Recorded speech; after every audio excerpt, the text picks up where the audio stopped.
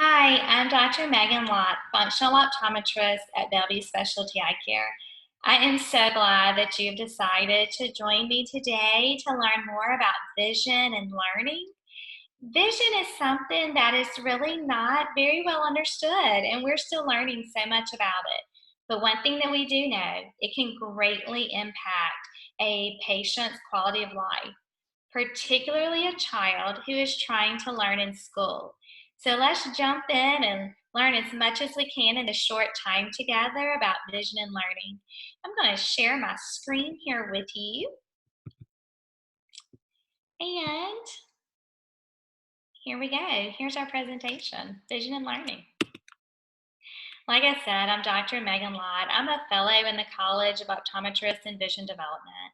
And what that means is I'm an optometrist. I do comprehensive eye exams. I can look at the health of the eyes, make sure everything's good. We can prescribe glasses, contacts, any kind of eye drops, medications you may need. But I go a little bit further. I look at vision as a different animal. I'll look at the functional visual skills. And that word might be a little foreign to some, and that's okay. We're going to learn what those are today. That's why we're here. So my exams, they last a little bit longer. I'm looking at things just from a different eye. Here is our office. This first picture is our exam room. And the second one is our optical. In our optical, we have frames only for children. So we don't have any for adults, only children, lots of different styles. We have sports glasses, sunglasses, hopefully anything that any kid may need, from a newborn baby all the way up to those preteens. This third picture here is our vision therapy room. This is what really sets us apart from most all other optometry offices. This is where the magic happens. This is where the fun is, and we're going to learn more about vision therapy also and why we have a vision therapy clinic. So I know that that might be a word that you're a little unfamiliar with as well, and that's okay. Vision, it's more than 2020. I hope you can walk away today and realize that it compromises more than a dozen different skills. 15 out of 18 symptoms that are same as ADD and ADHD symptoms. They're the exact same as some of the things that I see when I'm looking at functional visual skills. 13 out of 17 dyslexia symptoms, same thing. A lot of the skills that we see in children with dyslexia, a lot of their signs and symptoms are the same as some of these functional visual skills that we're going to be talking about today. And this great graphic over here on the right side of your screen, it shows a lot of those and a comparison there. Vision is complex. Like I said, we are still learning. Only about 5% of your vision actually occurs in the eyes. That's usually pretty astounding for a lot of people to hear, is that only 5% occurs in your eyes? Because where else would it occur but in your eyes? Well, it actually occurs in your brain. So the eyes gather the information, they gather those light rays, they send them through the optic nerve to the brain. Then the brain's got to figure out what to do. It's got to make sense of it. It's also got to tell your eyes where to look, how to move, how to team together, how to see clearly. 95% of your vision takes place in the brain. Another astounding fact is 80% of the neurological pathways in the brain connect to the visual system. The rest are all of your other symptoms, your other senses combined. 1.2 million ganglion cells, and that's just a fancy type cell that occurs in the eye. It comes from each eye, go into your brain. To put that in comparison, you have 30,000 of these cells from each ear. Now, that's not to say that your ears and that hearing is not important. That's not what I'm saying. But you can see how many come from the eye because it is your dominant sense. And the eyes and the ears are the visual system, and the auditory system, more correctly termed, must work together. Think about whenever you watch a TV show and the way that their mouth's moving and what you're hearing, it doesn't match up and it drives you crazy. So what do? You mute it, and then you just watch it. Well, that's why the eyes and the ears, they have to work together. 2020. Biggest misconception in eye care is that if I see 2020, then I must have excellent eyesight. That is correct, I guess. Eyesight and vision are not the same thing. Okay, eyesight is 2020. That's whenever you look at an eye chart, you can read it clearly. You may need glasses, you may not need glasses. That's eyesight. That is not vision. It only is going to detect about 5% of the kiddos that have vision problems. Typically, those are your ones that are nearsighted, meaning that they can't see clearly far away. The reason being is because they're asked to read a static or non-moving target at a 20-foot distance. But in the classroom, how often are they asked to read at 20 feet? They're not. They're asked to read up close, they're asked to read a book, they're asked to read at their desk, they're asked to read a computer. Very rarely do they have to read from 20 feet away unless maybe they're copying from the chalkboard. So 2020 is not all about vision. You can see over here on this graph that a child that can see any of these double, blurry, crooked ways, they can still see 2020. They can still pass an eye screening test. All right.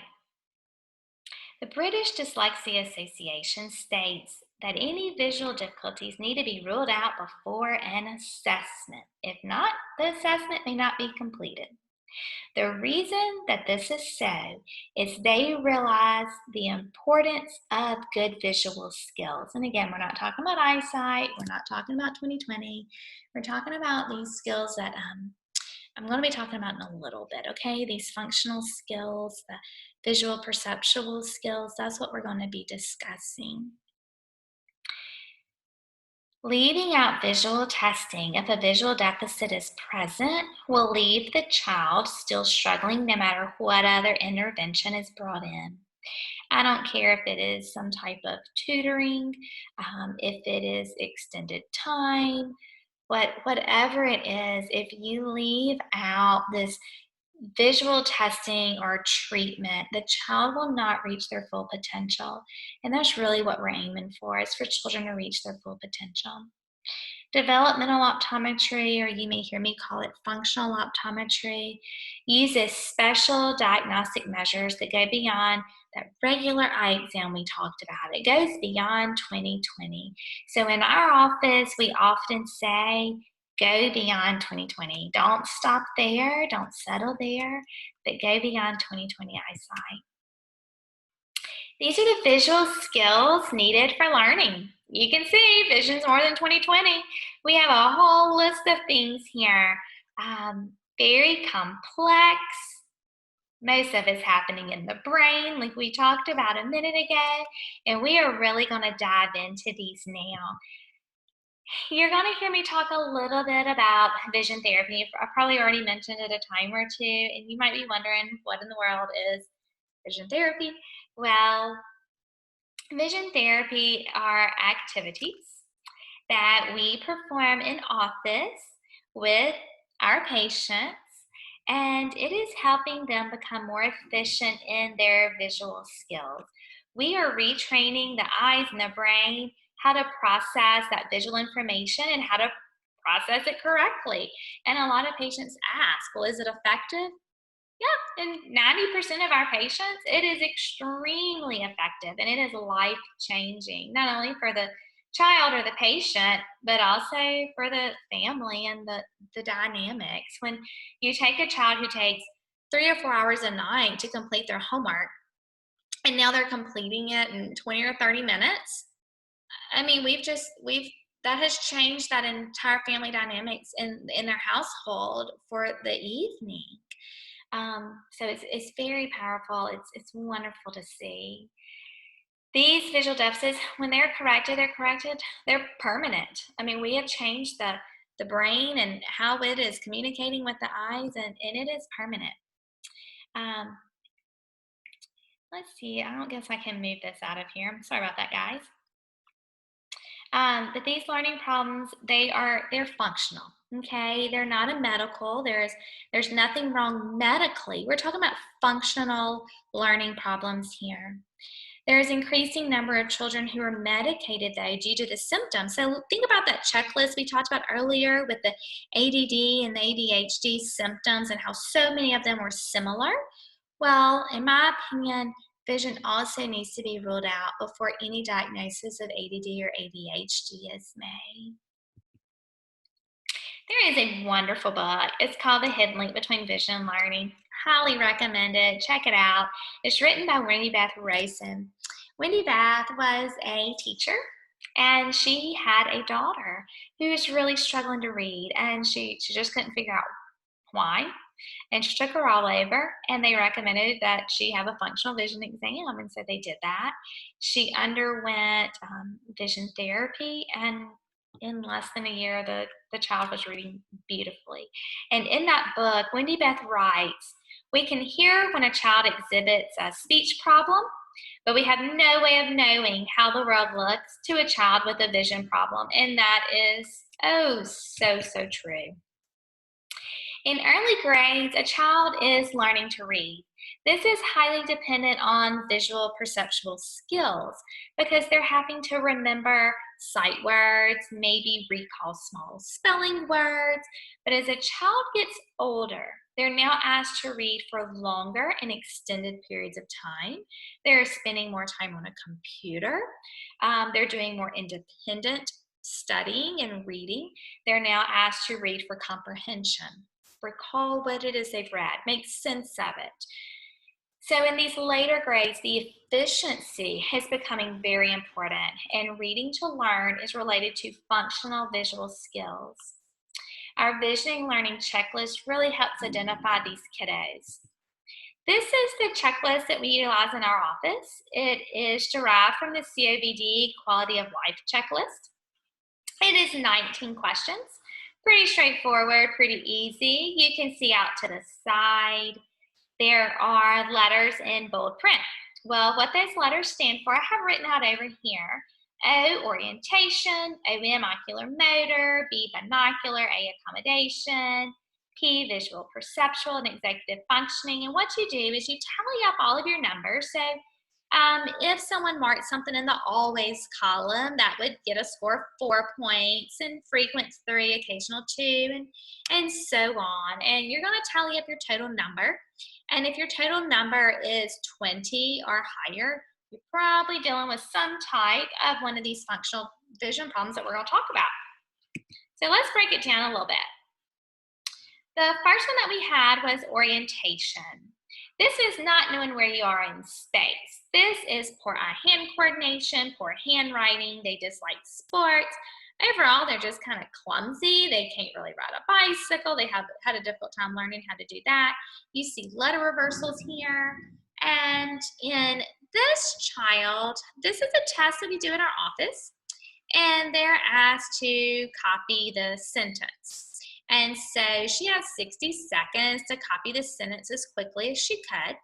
And you can see here how many letters she just reversed and got backwards, and they're just all over the place. And then in 12 weeks of vision therapy, we repeated this test. And I want you to look at how beautifully she has done now. There are no reversals. She's written a lot more letters than before, and it really just looks great. I was so proud of this kiddo. And at this 12-week exam, her confidence was really starting to just soar and bloom, and she was so proud of herself. Ocular motor. This is a biggie. Ocular motor is thought to be the #1 cause of poor readers. These are the kiddos that have difficulty tracking. They're going to skip letters, skip words, lose their place, maybe even read backwards. Their reading comprehension's extremely poor because they've moved all over and none of their sentences make any sense. And if you look over here on the left of your screen, you have something, you see a printout here of reading. And you might be wondering what all these lines and dots are. Well, this is a tool that we utilize in our office called the Reading IQ. And this little procedure is given on the computer, and a child is asked to read silently to themselves and then answer questions.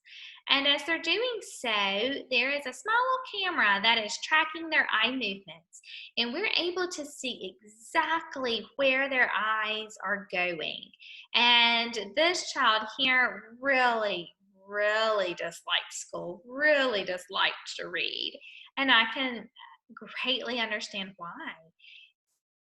The picture below it was the same child 12 weeks later, asked to read the same level of difficulty as far as the passage goes, and you can see here that the pattern is just beautiful, absolutely beautiful, and now she's starting to read and actually enjoy it. Binocular. All right, this is eye teaming. And what eye teaming is it gives you that 3D dimension of the world. The two eyes are pointed to the same place at the same time. Kiddos that have problems with binocular, they often complain of headaches, eye strain. They really do not like reading. They don't like any kind of near point task, particularly for extended periods of time. This is highly linked to ADD behavior because it's hard. It's a strain on their eyes. And so what do? They start to avoid it or daydream or kind of drift off. They often complain that words might swim on the page. They may even have double vision. And so kiddos with binocular problems don't like this, okay? They also might have an eye turn, crossed eyes, amblyopia, lazy eyes.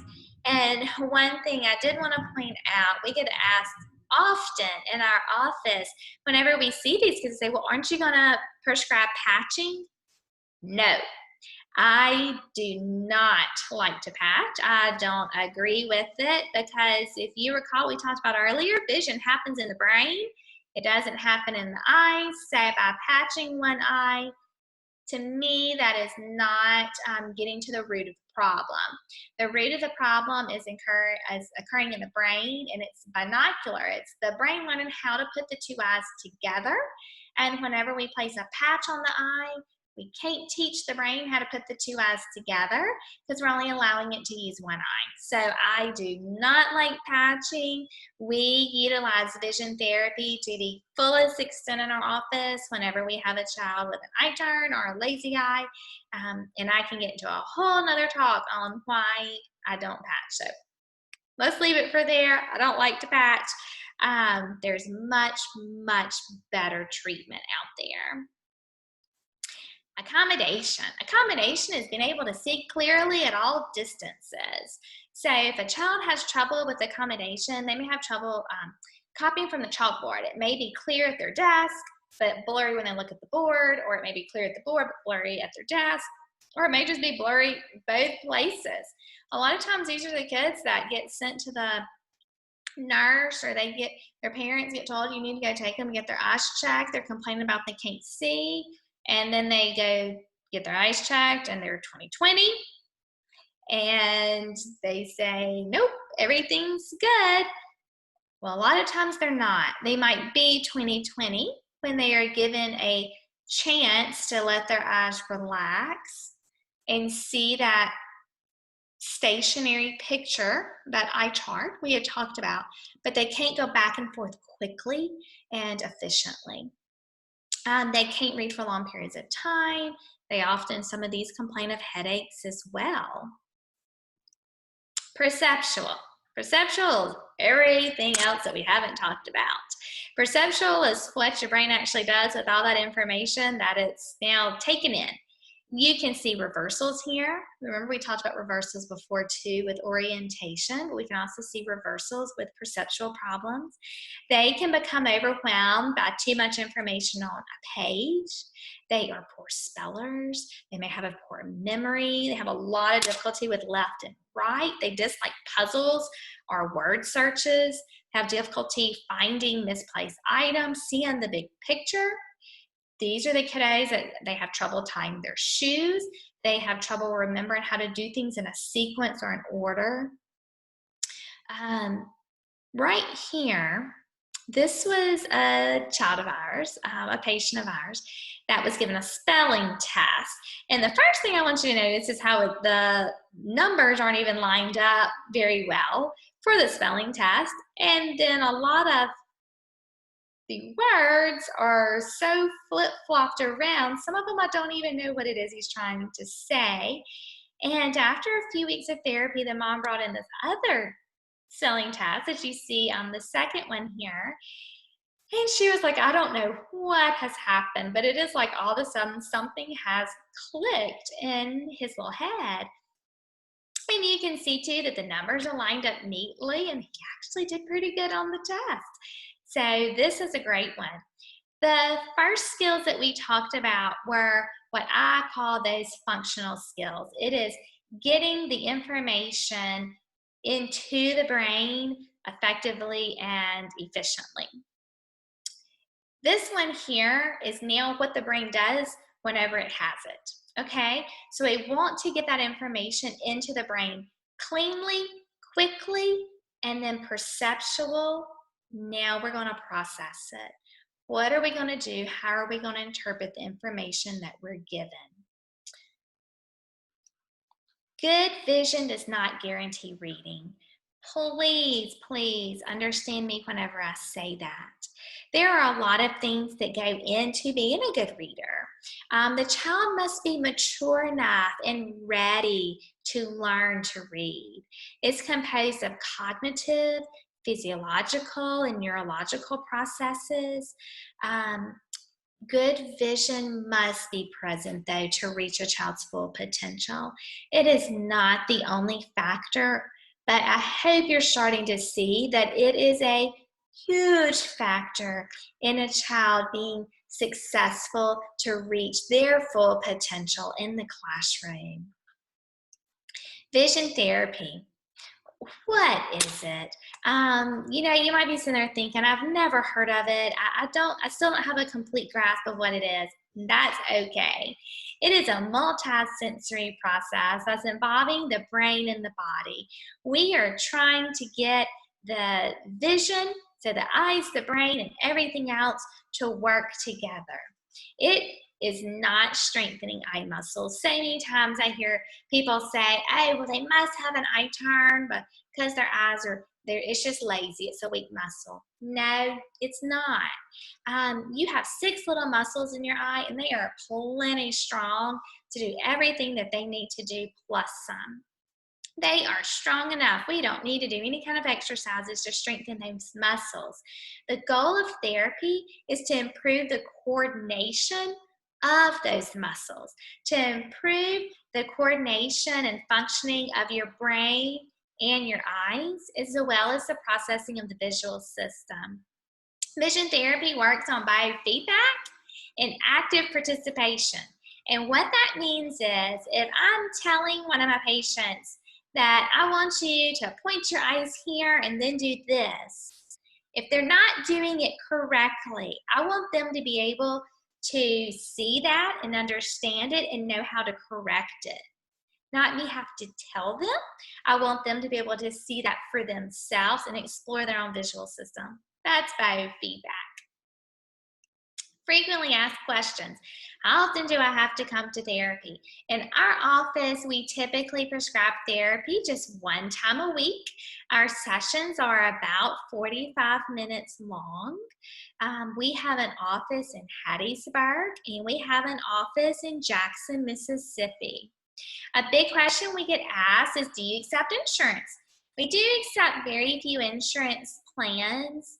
However, vision therapy usually is not a covered benefit under most insurance plans, because it is looked at more as a learning problem or a functional visual problem, which is what we're talking about, not a medical problem. So unfortunately, many times it is not covered by insurance. How long is my child going to be in therapy? Is this something we're going to have to do forever and ever? Absolutely not. Our goal at Bellevue Specialty Eye Care is to get your child in therapy, work as quickly and as efficiently as we can, get the results that we want, help them meet their goals, and then turn them loose. Most children require a minimum of about 6 months of therapy. Some do require longer depending on their diagnosis, but many children, 6 months is sufficient. Again, like I said, our office is located in Hattiesburg.